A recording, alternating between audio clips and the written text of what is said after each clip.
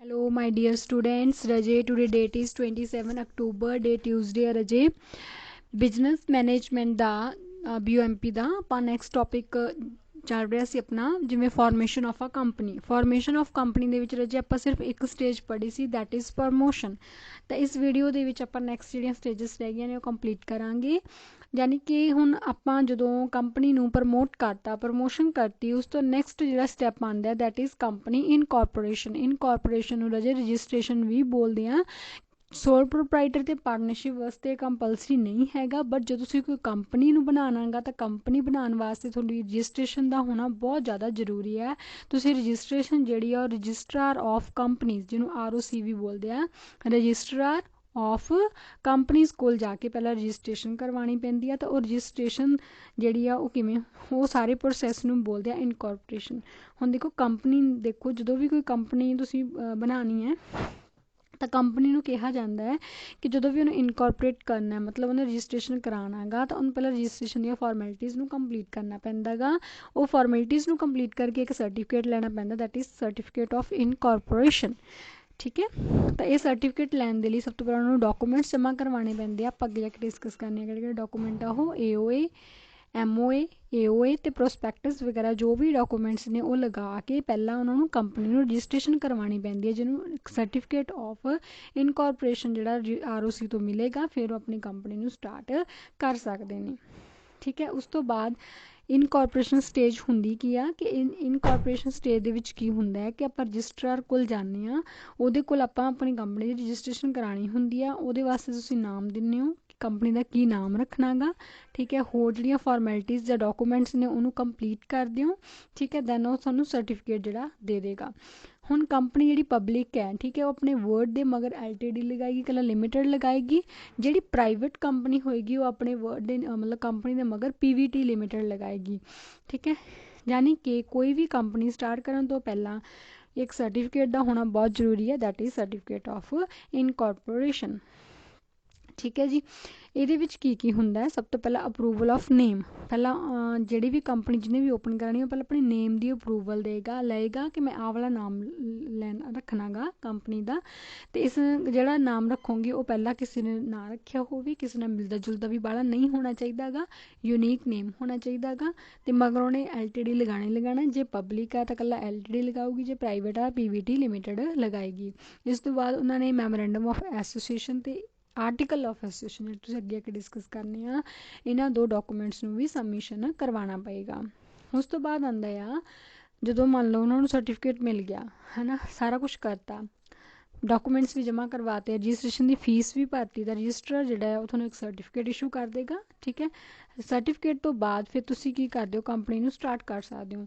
ਤਾਂ ਅਗਲਾ ਪ੍ਰੋਸੈਸ ਆਉਂਦਾ ਰੇਜ਼ਿੰਗ ਆਫ ਸ਼ੇਅਰ ਕੈਪੀਟਲ। ਫਿਰ ਕੰਪਨੀ ਦਾ ਅਗਲਾ ਪ੍ਰੋਸੈਸ ਹੁੰਦਾ ਹੈ ਕਿ ਉਹਨੇ ਫਾਈਨਾਂਸ, ਯਾਨੀ ਕਿ ਆਪਣੀ ਕੰਪਨੀ ਚਲਾਉਣ ਦੇ ਲਈ ਸ਼ੇਅਰ ਹੋਲਡਰਸ ਦੀ ਲੋੜ ਪੈਂਦੀ ਆ। ਤਾਂ ਆਪਣੇ ਸ਼ੇਅਰ ਹੋਲਡਰਸ ਨੂੰ ਲੈਣ ਵਾਸਤੇ ਆਪਣੀ ਸ਼ੇਅਰ ਕੈਪੀਟਲ ਨੂੰ ਵਧਾਉਣ ਦੀ ਕੋਸ਼ਿਸ਼ ਕਰੂਗੀ। ਇਹਦੇ ਵਿੱਚ ਕੀ ਹੁੰਦਾ ਆ ਕਿ ਅੰਡਰਰਾਈਟਰਸ ਹੁੰਦੇ ਆ, ਵਿਚੋਲੇ, ਉਹ ਪਹਿਲਾਂ ਕੰਪਨੀ ਮਿਡਲਮੈਨਸ ਵਿਚੋਲਿਆਂ ਨੂੰ ਪਾਉਂਦੀ ਹੈ, ਉਹਨਾਂ ਨੂੰ ਕਹਿੰਦੀ ਹੈ ਕਿ ਸਾਡੇ ਸ਼ੇਅਰਸ ਜਿਹੜੇ ਨੇ ਪਬਲਿਕ ਦੇ ਵਿੱਚ, ਜਿਵੇਂ ਪਬਲਿਕ ਦੀ ਕੰਪਨੀ ਦੀ ਗੱਲ ਕਰਦੇ ਆ, ਪਬਲਿਕ ਦੇ ਵਿੱਚ ਉਹ ਇਸ਼ੂ ਕਰਦੇ ਨੇ, ਪਬਲਿਕ ਲੋਕ ਉਹਨਾਂ ਨੂੰ ਖਰੀਦਦੇ ਨੇ ਤਾਂ ਆਪਣਾ ਜਿਹੜਾ ਕੈਪੀਟਲ ਨੂੰ ਵਧਾਉਣ ਦੇ ਵਿੱਚ ਹੈਲਪ ਕਰਦੇ ਨੇ। ਅਗਲਾ ਪ੍ਰੋਸੈਸ ਹੁੰਦਾ ਹੈ ਕਿ ਸ਼ੇਅਰ ਕੈਪੀਟਲ ਨੂੰ ਰੇਜ਼ ਕਰਨਾ। ਉਸ ਤੋਂ ਬਾਅਦ ਆਉਂਦਾ ਹੈ ਕਮੈਂਸਮੈਂਟ ਆਫ ਬਿਜ਼ਨਸ। ਇਸ ਤੋਂ ਬਾਅਦ ਫਿਰ ਲਾਸਟ ਰਹਿ ਜਾਂਦਾ ਹੈ ਕਿ ਕੰਪਨੀ ਜਿਹੜੀ ਆ ਆਪਣਾ ਬਿਜ਼ਨਸ ਜਿਹੜਾ ਉਹ ਸਟਾਰਟ ਕਰ ਲੈਂਦੀ ਹੈ। ਕਹਿੰਦੇ last stage is the formation of company. ਠੀਕ ਹੈ, ਇਹਦੇ ਵਿੱਚ ROC ਮਤਲਬ ਰਜਿਸਟਰਾਰ ਆਫ ਕੰਪਨੀ ਸਰਟੀਫਿਕੇਟ ਵੀ ਦਿੰਦੀ ਹੈ, ਇੱਕ ਸਰਟੀਫਿਕੇਟ ਆਫ ਕਮੈਂਸਮੈਂਟ ਆਫ ਬਿਜ਼ਨਸ, ਕਿ ਤੁਸੀਂ ਹੁਣ ਬਿਜ਼ਨਸ ਜਿਹੜਾ ਸ਼ੁਰੂ ਕਰ ਸਕਦੇ ਹੋ ਪਬਲਿਕ ਕੰਪਨੀ 'ਚ। ਪ੍ਰਾਈਵੇਟ ਕੰਪਨੀ ਸਿਰਫ ਉੱਪਰਲਾ ਇੱਕ ਬਸ ਦੋ ਪ੍ਰਮੋਸ਼ਨ ਤੋਂ ਬਾਅਦ ਇਨਕੋਰਪੋਰੇਸ਼ਨ। ਸਿਰਫ ਪ੍ਰਾਈਵੇਟ ਵਾਸਤੇ 2 ਸਟੇਜਸ ਨੇ, ਇਹ ਪਬਲਿਕ ਜਿਹੜੀ ਕਿ ਸਰਕਾਰੀ ਵਾਸਤੇ 4 ਸਟੇਜਸ ਨੇ। ਫੁਲਫਿਲ ਕਰਕੇ ਫਿਰ ਆਪਣਾ ਬਿਜ਼ਨਸ ਨੂੰ ਕੀ ਕਰ ਦਿੰਦੇ ਆ, ਸਟਾਰਟ ਕਰ ਦਿੰਦੇ ਆ। ਨੈਕਸਟ ਟੌਪਿਕ ਆਉਂਦਾ ਆ ਕਿ ਜਦੋਂ ਵੀ ਕੰਪਨੀ ਨੂੰ ਸਟਾਰਟ ਕਰਨਾ ਤਾਂ ਉਹ 'ਚ ਕਿਹੜੇ ਕਿਹੜੇ ਡਾਕੂਮੈਂਟ ਦੀ ਲੋੜ ਪੈਂਦੀ ਹੈ। ਬੇਸਿਕਲੀ ਆਪਾਂ 3 ਡਾਕੂਮੈਂਟਸ ਹੀ ਪੜ੍ਹਨੇ ਨੇ। ਮੈਮੋਰੈਂਡਮ ਆਫ ਐਸੋਸੀਏਸ਼ਨ MOA, ਠੀਕ ਹੈ, ਆਰਟੀਕਲ ਆਫ ਐਸੋਸੀਏਸ਼ਨ AOA, ਅਤੇ ਥਰਡ ਆਉਂਦਾ ਜੀ ਪ੍ਰੋਸਪੈਕਟਸ। ਠੀਕ ਹੈ, 1 ਬਾਏ 1 ਪੜ੍ਹਦੇ ਇਹਨਾਂ ਨੂੰ। ਮੈਮੋਰੈਂਡਮ ਆਫ ਐਸੋਸੀਏਸ਼ਨ ਯਾਨੀ ਕਿ MOA ਕੀ ਹੈ, ਇੱਕ ਬੇਸਿਕ ਡਾਕੂਮੈਂਟ ਹੈ ਕੰਪਨੀ ਦਾ, ਜਿਹੜਾ ਦੱਸਦਾ ਕਿ ਕੰਪਨੀ ਦਾ ਕਰੈਕਟਰ ਕਿਹੋ ਜਿਹਾ ਹੈ। ठीक है, ध्यान नाल सुनना क्योंकि दोनों डिफरेंस जरूर आऊगा। कंपनी का करैक्टर किहो जिहा ये दसदा है कि कंपनी जिहड़ी आ किन्नी क लिमिट के अंडर काम कर सकदी आ, उस तो बाहर उन्हें काम नहीं करना। मैमोरेंडम ऑफ एसोसीएशन जिहड़ा आ वो डिफाइन करदा आ कि कंपनी दी फंडामेंटल कंडीशन किहो जी है, तो कंपनी जिहदे विच कंपनी ने अपनी रजिस्ट्रेशन करवाई है। कहने का भाव की है कि मैमोरेंडम ऑफ एसोसीएशन जिहड़ा आ एक बहुत इंपॉर्टेंट डॉकूमेंट है जिहड़ा कि कंपनी के करैक्टर नूं डिफाइन करता है, जिहड़ा दसदा आ कि ये भी कंपनी ਦੀਆਂ ਜਿਹੜੀਆਂ पावर्स ने वो कित्थों तक ने, मतलब ਉਹਦੀ लिमिट किन्नी का भी अपने पावर्स का यूज़ किवें कर सकती है। तो ये उही फिर आ जाती है बार बार गल कि मैमोरेंडम ऑफ एसोसीएशन एक अजिहा डॉकूमेंट है जिहड़ा कि ROC विच आपां फाइल करते हैं जदों आपां इनकॉर्पोरेशन करवानी है कंपनी दे विच। इहदे विच की हुंदा आ कि कंपनी के इंटरनल लैवल के रिलेशनस जिहड़े ने वो मैंशन किए गए होंगे ने। देखो ये की होएगा कि कंपनी दे देखो memorandum of association is the extremely important document in relation to the affairs of companies के कम्मां दी पूरी डिटेल कंटेंट जिहड़े ने उस MOA दे विच दर्ज होणगे। ठीक है, उस तो बाद आंदे इहदे विच ना 6 क्लॉज होंदे रजे बने हुए। क्लॉज मीनस तुसीं पार्ट्स कह सकते हो। उहदे विच की हुंदा, नेम क्लॉज दे विच आपां कंपनी दा की दसना है, नेम जिहड़ा कि तुसीं अप्रूवल वजों दित्ता गा। दूसरा आएगा सिचुएशन ऑब्जेक्टिव क्लोज। ऑब्जेक्टिव दे विच आएगा कि तुसीं अपनी कंपनी जिहड़ी खोल रहे हो उहदा की ऑब्जेक्टिव आ, की राइट्स होणगे। उस तो बाद आगे रजिस्टर्ड ऑफिस कित्थे होएगा कंपनी दा। ठीक है, लाइबिलिटी का मतलब होंदा है कि जिहड़ी कंपनी तुसीं ओपन कर रहे हो तो शेयर होल्डर्स की लाइबिलिटी जिहड़ी आ वो किवें दी होएगी, लिमिटेड जां unlimited whatever. Capital clause दे विच आएगा कि जिहड़ी भी ऑथोराइज्ड कैपिटल है तुहानूं किन्नी क अथॉरिटी मिल रही है कि तुसीं किन्नी कैपिटल ऑथोराइज कर सकते हो। इक्विटी शेयर्स करने या प्रेफरेंस शेयर करने किन्ने किन्ने कर सकते हो वो इस क्लॉज दे विच दर्शाया जाऊगा। उस तो बाद आंदा सबसक्रिप्शन क्लॉज। सबसक्रिप्शन क्लॉज का मतलब होंदा है कि इहदे विच एटलीस्ट 7 मैंबर्स जिहड़े ने पब्लिक लिमिटेड दे होणगे, 2 मैंबर्स जिहड़े ने वो प्राइवेट लिमिटेड दे होणगे जिहड़े कि साइन करनगे कि मतलब जो कंपनी रजिस्ट्री होएगी ना तो 7 मैंबर्स पब्लिक दे 2 प्राइवेट दे वो सिग्नेचर करनगे भी असीं इह वाली कंपनी नूं ओपन करना चाहते हैं जां सबसक्राइब किन्ने शेयर्स जिहड़े सबसक्राइब करवाने आ। ये सारा कुछ हुंदा मैमोरेंडम ऑफ एसोसीएशन दे विच। नैक्सट आंदा आर्टिकल ऑफ एसोसीएशन दे विच। ये भी एक बहुत इंपॉर्टेंट डॉकूमेंट है जिहड़ा कि कंपनीज़ दे रूल एंड रेगूलेशनस नूं डिफाइन करता है।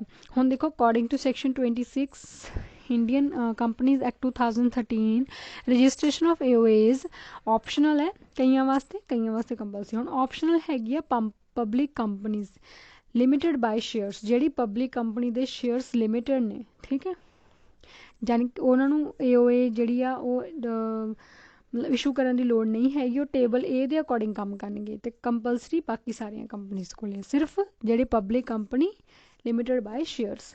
ठीक है, उस तो बाद आ गया आर्टिकल ऑफ एसोसीएशन दे विच की हुंदा है। बेसिकली इच इंटरनल अफेयर्स बारे दस्सिया गया हुंदा है कि इंटरनल लैवल ते कंपनी दे की रूल होणगे, की रेगूलेशनस होणगे, किहड़ियां पॉलिसीज होणगियां, की कोड ऑफ कंडक्ट होएगा।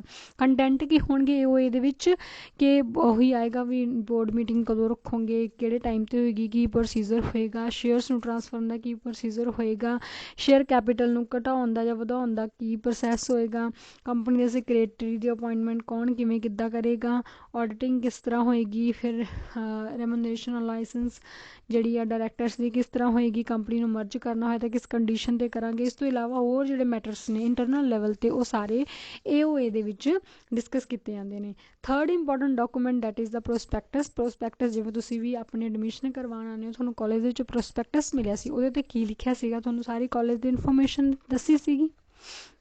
सेम ਇਹਦੇ ਵਿੱਚ ਪ੍ਰੋਸਪੈਕਟਸ ਦੇ ਵਿੱਚ ਕੀ ਹੁੰਦਾ ਕਿ ਇੱਕ ਅਜਿਹਾ ਡਾਕੂਮੈਂਟ ਆ ਜਿਹੜਾ ਕਿ ਤੁਹਾਡੇ ਕੰਪਨੀ ਦਾ ਕੀ ਨੋਟਿਸ ਸਰਕੂਲੇਸ਼ਨ ਐਡਵਰਟਾਈਜ਼ਮੈਂਟ ਹੋਰ ਡਾਕੂਮੈਂਟ ਮਤਲਬ ਕੰਪਨੀ ਦੀ ਸਾਰੀ ਇਨਫੋਰਮੇਸ਼ਨ ਜਾਂ ਕੰਪਨੀ ਨੂੰ ਰਿਪਰੈਜ਼ੈਂਟ ਕਰਦਾ ਜਿਹੜਾ ਡਾਕੂਮੈਂਟ ਉਹ ਡਾਕੂਮੈਂਟ ਨੂੰ ਕੀ ਬੋਲਦੇ ਆ ਜੀ ਪ੍ਰੋਸਪੈਕਟਸ। ਫਿਰ ਕੰਪਨੀ ਦਾ ਨਾਂ ਕੀ ਹੈ, ਕਿਉਂ ਬਣਾਈ ਗਈ, ਇਹਦਾ ਮਿਸ਼ਨ ਕੀ ਹੈ, ਇਹਦਾ ਵਿਜ਼ਨ ਕੀ ਹੈ, ਆਬਜੈਕਟਿਵ ਕੀ ਹੈ, ਗੋਲ ਕੀ ਹੈ, ਕਿੰਨੇ ਮੈਂਬਰਸ ਨੇ, मतलब जो भी सारी detail about their company is included in the prospectus.